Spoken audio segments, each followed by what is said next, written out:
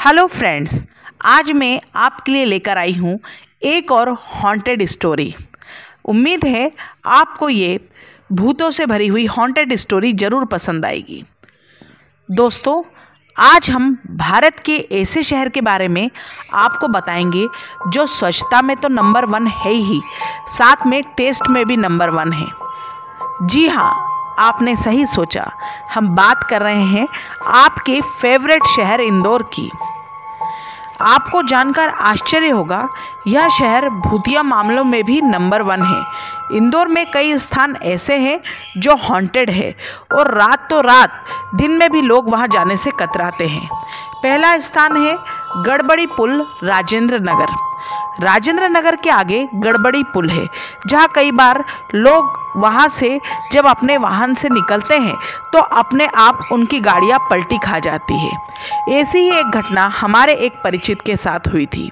जब वो अपने मित्र के साथ ऑटो में वहां से जा रहे थे तो अचानक से ऑटो का हैंडल अपने आप ही कांपने लगा और ऑटो पलट गया। तीनों सवारियों को काफ़ी चोटें आई। बड़े बुजुर्गों का ऐसा कहना है कि वहां पर बहुत सारी बुरी आत्माओं का डेरा है जो वाहनों को अपने काबू में कर लेती है। दूसरा स्थान, जब भंडारी मिल चौराहे से अहिल्या आश्रम गर्ल्स स्कूल जाने के लिए मुड़ते हैं तब भैरव जी का प्राचीन मंदिर पड़ता है। पास में पुलिया है, वहाँ से लेकर चौराहे तक ऑटो या वाहन निकलता है तो ऐसा लगता है जैसे 4-4 सवारी उसमें बैठी हो। ऑटो में भारीपन आ जाता है। ऐसा ऑटो वालों का मानना है कि उस स्थान पर भूत प्रेतों का बसेरा है। उसके आगे एक भाई गन्ने की चरखी चलाते हैं। उनके पिता को उनके एक बुजुर्ग मित्र ने एक घटना बताई जो कि उनके साथ हुई थी। उनका कहना था उस स्थान पर एक औरत और एक आदमी की आत्मा है। औरत लगभग 40-42 साल की है। वो सफ़ेद लिबास और सफ़ेद दाढ़ी में वहाँ पर एक आदमी है। वो चने मुरमुरे का ठेला लगाते थे। एक बार की बात है, उनके ठेले में बहुत ही वजन था। ठेला उनसे आगे बढ़ ही नहीं रही था। तभी वो सफ़ेद कपड़ों वाले बाबा की आत्मा ने हाथ लगाया और ठेला अपने आप ही चढ़ गया। ऐसे ही एक बार रात को वो दादा वहाँ से निकल रहे थे तो उन्हें एक महिला मिली। वो बोली, मैं तेरे ऊपर बहुत खुश हूँ, मैं तुझे कुछ देना चाहती हूँ। यहाँ पर 3 कड़ाव भरकर माल पड़ा है, तू उन्हें निकाल ले। एक अहिल्या आश्रम स्कूल के पास पेड़ है, उसके नीचे गड़ा है। दूसरा कड़ाव भंडारी मिल के चौराहे वाले पेड़ के नीचे पड़ा है और तीसरा कड़ाव रामबाग की तरफ मुड़ते समय जो इमली का पेड़ पड़ता है उसके नीचे गड़ा हुआ है। किंतु उस समय वो दादा बहुत ही घबरा गए और वो दोबारा उस स्थान पर कभी नहीं गए। तीसरा स्थान सदर बाजार है। ऐसा कहा जाता है इंदौर में सदर बाजार चौराहे के पास हज हाउस है। वहाँ पर पीर बाबा की एक दरगाह है। उन्होंने अपनी शक्तियों से एक जिन्न को दबा रखा है। वह जिन्न बड़ा ही शैतान किस्म का था, आने जाने वाले लोगों को परेशान किया जाता था। अतः पीर बाबा ने उसे अपनी शक्ति से वहाँ पर बांध रखा है। बड़वाली चौकी, यह स्थान भी ऐसा है जहाँ पर लोग कहते हैं वहाँ पर भूत प्रेतों का बसेरा है जो आने जाने वाले लोगों को उलझा के रख देते हैं। एक स्थान है गीता भवन चौराहा। ऐसा कहा जाता है रात के समय गीता भवन चौराहे पर से ऑटो वाले गाड़ी ले जाने से बहुत ही कतराते थे, क्योंकि वहाँ पर एक आदमी सूटकेस लिए गाड़ी रोकता था। लोग कहते हैं वहाँ आदमी की मृत्यु चौराहे पर दुर्घटना से हुई थी। सराफा, इंदौर का सराफा कोई नहीं जानता।